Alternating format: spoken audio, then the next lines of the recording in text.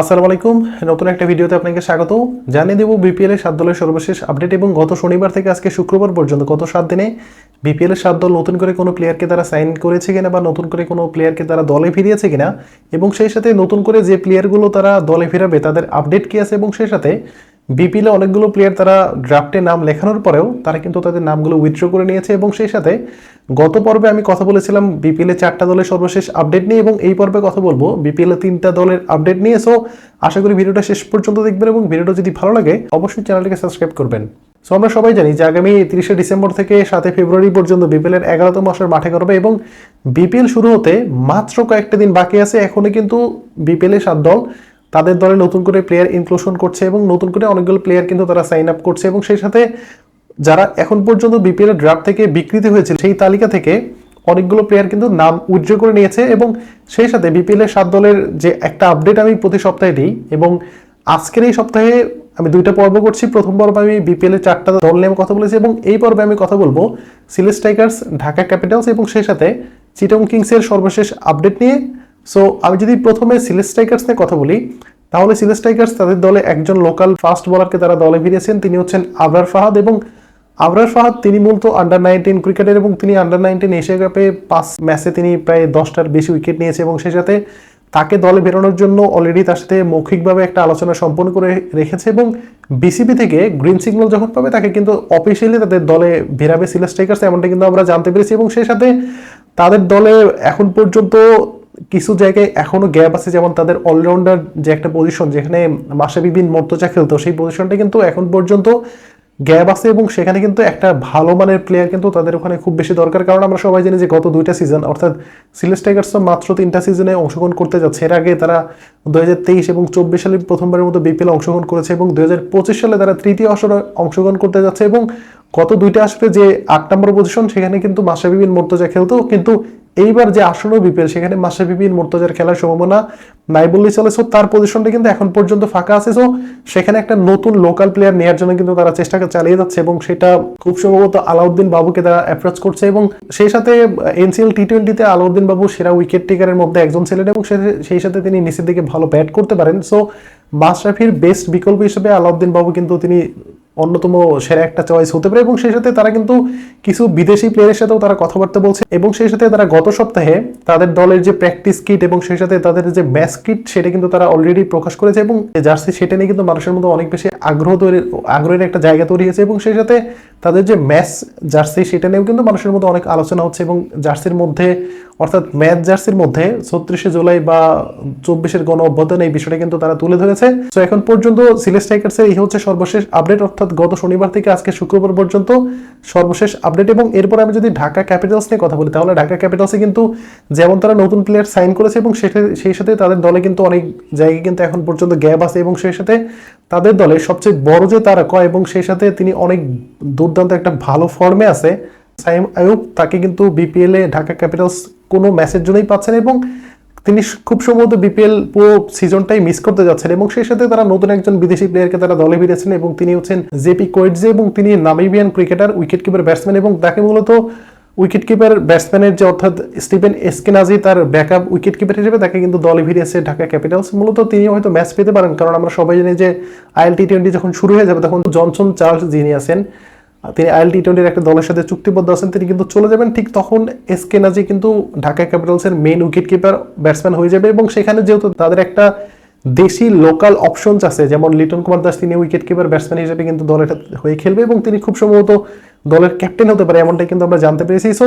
এখন পর্যন্ত ঢাকা ক্যাপিটালস তাদের দলে একজন নতুন বিদেশি প্লেয়ারকে তারা দলে ফিরিয়েছেন, তিনি হচ্ছেন জেপি কোয়েটজে, তিনি নামিবিয়ান ক্রিকেটার এবং তার যে টি20 ক্যারিয়ারে এখন পর্যন্ত তিনি প্রায় 1100-র মতো রান করেছে এবং তার স্ট্রাইক রেট খুব বেশি না, মাত্র 118 স্ট্রাইক রেটে তিনি ব্যাট করতে পারেন। সে এখন দেখার বিষয় যে বিপিএল এ তাকে আসলে কোন ভূমিকায় দেখা যেতে পারে, তিনি অ্যাজ এ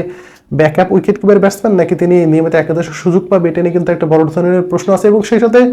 তাদের জার্সির যে আপডেট সেটা কিন্তু আমরা গত কয়েকদিন যাবত আমরা ফেসবুকে যেটা ঘুরে বেড়াচ্ছে, তারা হচ্ছে একটা ক্যাম্পেইন চালু করেছে, সেখানে লাভ ইজ ব্লাইন্ড নামের একটা ক্যাম্পেইন তারা চালু করেছেন এবং ঢাকা ক্যাপিটালসের যারা সমর্থক আছে তাদেরকে হচ্ছে প্রি অর্ডার করতে বলেছে জার্সি। তারা জার্সি না দেখে যারা প্রি অর্ডার করবে তাদের জন্য অনেক গিফট হ্যাম্পার এবং সেই সাথে ঢাকা ক্যাপিটালসের তারা যে একটা থিম সং তৈরি করবে সেটা নিয়ে কিন্তু অলরেডি অনেক কথাবার্তা হয়ে গেছে এবং থিম সং-এর জন্য ঢাকা ক্যাপিটালস নাকি প্রায় 1 কোটি টাকার বেশি খরচ করছে এবং সেখানে শাকিব খান নিজে পারফর্ম করবেন এবং সেই সাথে 15 জন চলচ্চিত্র তারকা তাদেরকে নিয়ে কিন্তু সেই থিম সংটা বানানো হবে এবং সেই সাথে কিছু ক্রিকেটারও কিন্তু সেই থিম সঙ্গে থাকবে এমনটা কিন্তু আমরা জানতে পেরেছি এবং সেই থিম সংটা লিখেছেন প্রীতম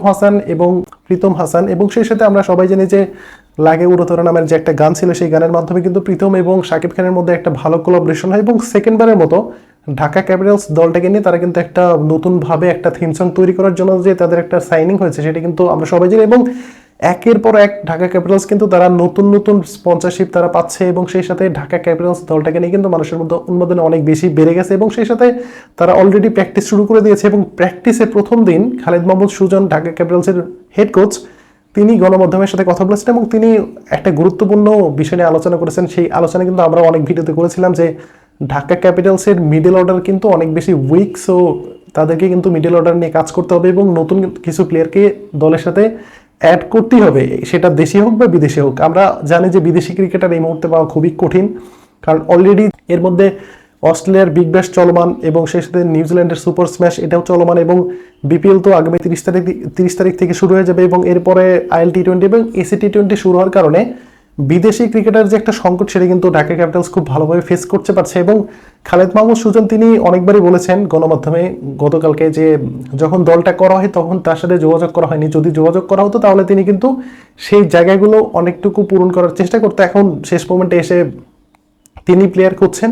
ভালো মানের যদি মিডল অর্ডার ব্যাটসম্যান পায় তাহলে কিন্তু সেই প্লেয়ারদেরকে কিন্তু দলে ভিড়াবে এমনটাই কিন্তু আমরা জানতে পেরেছি। সো এই হচ্ছে ঢাকা ক্যাপিটালসের সর্বশেষ আপডেট এবং এরপর আমি যদি চিটাগং কিংসের কথা বলি তাহলে চিটাগং কিংসও নতুন করে কিছু প্লেয়ারকে তারা কিন্তু খুঁজছে, কারণ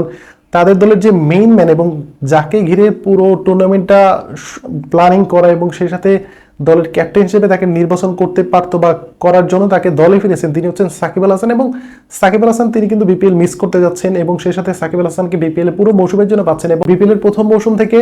আজকে 11তম মৌসুম, এর আগে যে 10টা মৌসুম বিপিএল চলে গেছে 10টা মৌসুমে সাকিব আল হাসান কিন্তু ছিল বিপিএল এর সবচেয়ে বড় তারকা। সো সাকিব আল হাসানকে সারা প্রথমবারের মতো বাংলাদেশ প্রিমিয়ার লিগ বিপিএল অনুষ্ঠিত হতে যাচ্ছে এবং চিটাগং কিংস কিন্তু এই ব্যাপারে অনেকটুকু আসলে তাদের মধ্যে ইম্প্যাক্ট পড়েছে, কারণ আমরা জানি যে সাকিব আল হাসানের মতো একজন প্লেয়ারকে যদি তারা দলে রাখতে পারতো বা দলে থাকতো তাহলে কিন্তু তাদের স্পন্সরশিপ নিয়ে কোনো টেনশন করতে হতো না, সেই সাথে দলের যে প্ল্যানিং করা তিনি ক্যাপ্টেন হিসেবে ভালো বল করতে পারতেন, দলকে পরিচালনা করতে পারতেন, ব্যাটিংটাও তিনি মোটামুটি ভালো করছেন এবং রিসেন্টলি টি10 যে লিগগুলো হচ্ছে সেখানে কিন্তু দুর্দান্ত ব্যাট করে যাচ্ছেন, যদিও তার বোলিং অ্যাকশন নিয়ে একটু প্রশ্ন আছে বাট এটা কিন্তু খুব একটা ম্যাটার করতো না। বাট বিপিএল এ সাকিব আল হাসান যে খেলতে পারছে না এটা কিন্তু মোটামুটি নিশ্চিত এবং সেই সাথে তারা কিছু দেশি লোকাল ক্রিকেটার এবং কিছু বিদেশি ক্রিকেটার নিয়ে কিন্তু চিন্তা ভাবনা করছে, যদিও এখন পর্যন্ত কোনো নামই কিন্তু এখন পর্যন্ত নিশ্চিত হওয়া যায়নি। খুব সম্ভবত সাকিব আল হাসানের পরিবর্তে হয়তো মোসাদ্দেক হোসেন সৈকতকে দেখা যেতে পারে এবং চিটাগং কিংসের সবচেয়ে বড় যে প্রবলেম সেটা হচ্ছে তাদের দলের ক্যাপ্টেন্সি নিয়ে এবং ক্যাপ্টেন্সি কে করবে সেটা নিয়ে কিন্তু একটা বড় ধরনের প্রশ্ন এখন পর্যন্ত আছে, কারণ আমরা সবাই জানি যে সাকিব আল হাসানকে শুধুমাত্র দলের মেইন ম্যান হিসেবেই নেওয়া হয়েছিল না, তাকে দলের ক্যাপ্টেন হিসেবেও ভাবা হচ্ছিল। যেহেতু সাকিব আল হাসান তিনি বিপিএল খেলতে পারছেন এবং তিনি বিপিএল মিস করছেন, সো তার জায়গায় ক্যাপ্টেন কাকে দেবে সেটা নিয়ে কিন্তু চিটাগং কিংস ম্যানেজমেন্ট কিন্তু এখন দুশ্চিন্তার মধ্যে আছে। খুব সম্ভবত মোহাম্মদ মিথুন আলীকে দেখা যেতে পারে এবং সেই সাথে মঈন আলী প্রথম 2-3টে ম্যাচ খেলার জন্য বিপিএল এ খেলতে আসবে এবং যত বিদেশি ক্রিকেটার আছে সবাই কিন্তু এক এক করে আসতে শুরু করেছে এবং তাদের হেড কোচ, তাদের সহকারী কোচ এবং তারা অলরেডি একদিন প্র্যাকটিস করে ফেলেছে এবং দ্বিতীয় দিনের মতো আজকে প্র্যাকটিস করছে এবং সেই সাথে তাদের যে ইয়াসা সাগর যিনি হচ্ছেন দলের প্রেজেন্টার হিসেবে কাজ করবেন এবং দলের ভিতরে যে ইনসাইড স্টোরিগুলো সেগুলো তিনি গণমাধ্যমে তুলে ধরবেন, এই সবগুলো বিষয় কিন্তু তিনি সেই দিকগুলো খেয়াল রাখছে। সো এই হচ্ছে চিটাগং কিংসের সর্বশেষ আপডেট আর আপনাদের মন্তব্য আশা করছি। ধন্যবাদ সবাইকে, আসসালামু আলাইকুম।